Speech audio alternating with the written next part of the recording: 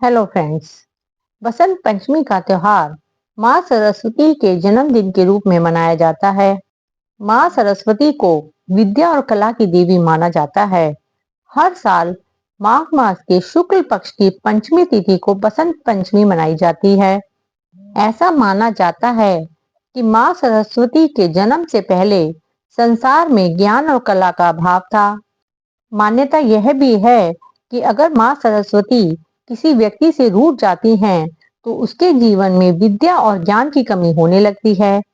धार्मिक मान्यता के अनुसार बसंत पंचमी के दिन माँ सरस्वती की विधिवत पूजा करने से विद्या का वरदान मिलता है।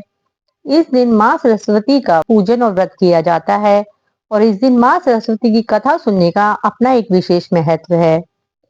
व्रत करने के लिए बसंत पंचमी के दिन माँ सरस्वती को प्रसन्न करने वाले सुबह ब्रह्म मुहूर्त में सुबह 4 से 6 बजे के बीच में उठकर स्नान करें। स्नान के बाद पीले वस्त्र पहने। इसके बाद घर के मंदिर में अच्छी तरह से साफ सफाई करने के बाद गंगा जल का छिड़काव करें। माँ सरस्वती की विधिवत पूजा कर और व्रत का संकल्प लें। पूजा के दौरान माँ सरस्वती को पीले चावल का भोग लगाया जाता है और माँ को पीले फूल ही अर्पित किए जाते हैं। इस दिन माँ सरस्वती की कथा सुनने से भक्तों को असीम कृपा प्राप्त होती है।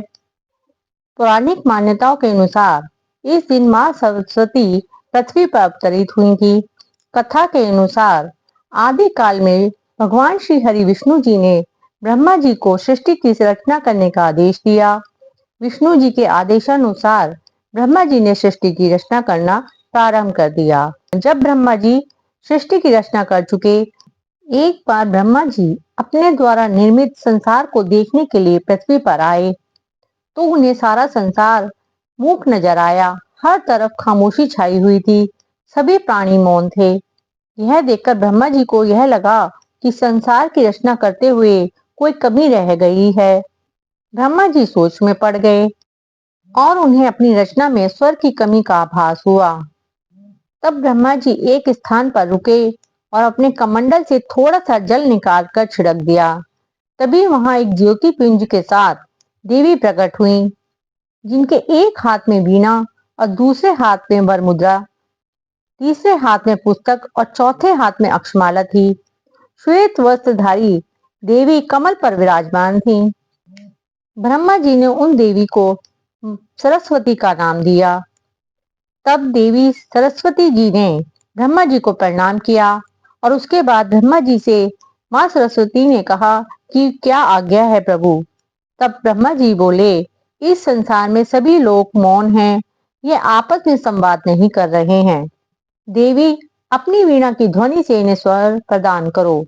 उन देवी ने अपनी वीणा का मधुर नाद किया तो संसार के सभी जीव जंतुओं को और प्रकृति को वाणी प्राप्त हुई। सभी प्राणी बोलने लगे। नदियां कल कल करती हुई बहने लगी। हवा साए साए कर बहने लगी। तभी से बुद्धि, विद्या और संगीत की देवी के रूप में माँ सरस्वती की पूजा होने लगी।